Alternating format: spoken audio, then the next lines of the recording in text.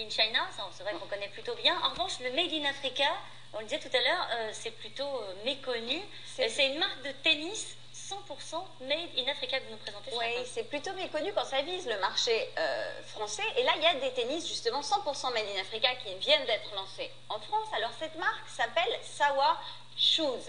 Et donc, elle est sortie du cerveau de 3 jeunes associés qui sont passionnés par l'Afrique, qui croient vraiment très fort à son potentiel de développement et qui voulaient, à leur petite échelle, soutenir un peu l'économie locale. Donc, ils ont lancé ces tennis qui sont fabriqués au Cameroun. Et pourquoi elles sont 100% Made in Africa? On les voit ici.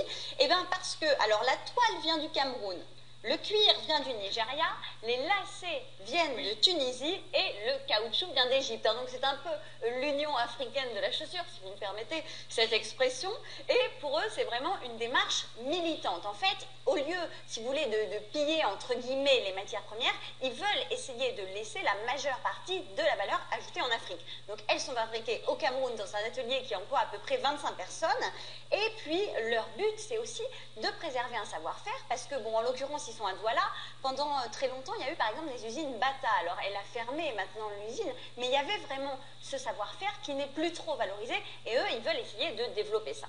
Bon, c'est une très belle histoire, je pense qu'on est tous d'accord là-dessus. En plus, ça va forcément faire vibrer la corde sensible du consommateur qui veut un peu redonner du sens à ses achats. Oui, c'est entre le commerce équitable et le co-développement. Voilà, c'est un peu ça. La seule chose, c'est que quand on voit ces chaussures, on ne peut pas dire, alors il y a une belle histoire, mais au niveau du design et des formes, on ne peut pas dire que ce soit vraiment révolutionnaire. Je pense que vous les avez vus. On reste sur quelque chose extrêmement classique. C'est un peu zéro prise de risque. Alors, est-ce que Sawa Shoes, c'est juste une géniale idée marketing ou est-ce que vraiment derrière il y a un petit tremblement de terre qui se prépare dans le petit monde de la chaussure? Sophie Mautré a rencontré les 2 des 3 cofondateurs de la marque. Il s'agit de Mehdi Slimani et Fabio Di Orio.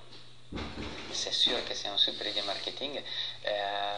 La chose que nous, on est vraiment content, c'est que c'est vrai, c'est tout fait en Afrique, c'est un vrai produit africain. On a choisi le Cameroun déjà dans la mesure où c'est un pays politiquement stable. C'est plutôt facile d'aller y travailler. On sait aussi qu'il y avait un savoir-faire hérité notamment de la présence de gros groupes de la chaussure. On a pu aussi s'appuyer sur toute une constellation de petits artisans qui avaient justement l'expérience du patron, l'expérience du montage. On espère juste que les gens ne l'achèteront pas parce que c'est Made in Africa.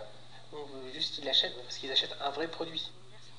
Alors, est-ce que ce sont les premiers à lancer une chaussure Made in Africa? Alors, non, ce ne sont pas les premiers. Évidemment, il y a plein de chaussures qui sont Made in Africa. Il y avait même, d'ailleurs, il n'y a pas très longtemps, il y a une marque canadienne qui s'appelle Oliberté, qui s'est lancée un peu avec le même projet, c'est-à-dire produire des chaussures 100% en Afrique et puis les vendre au Canada, en Europe, etc. La chose qui est vraiment intéressante dans ce projet Sawa, c'est que bon, quand on les a en main, elles sont belles, mais surtout, ça va vraiment, voilà, du lacet, enfin, c'est absolument tous les composants de la chaussure, du lacet à la semelle qui sont faits en Afrique. Mais effectivement, c'est pas nouveau, mais il semble que ça se développe de plus en plus. On va voir comment vont réagir. Vous parleriez de démarche militante ou pas? Pour eux, c'est une démarche militante. Oui, mais clairement, hein, c'est vraiment du militantisme économique. De la même façon qu'on peut avoir, par exemple, enfin dans un autre domaine, mais Youssou N'Dour, le musicien qui pourrait produire ses albums où il veut, fait le choix de rester au Sénégal. Ben, eux, ils pourraient très bien faire des chaussures moins chères en Asie, mais ils font le choix de promouvoir une vraie qualité et de rester en Afrique. Merci Emmanuel Léon, vous restez avec nous.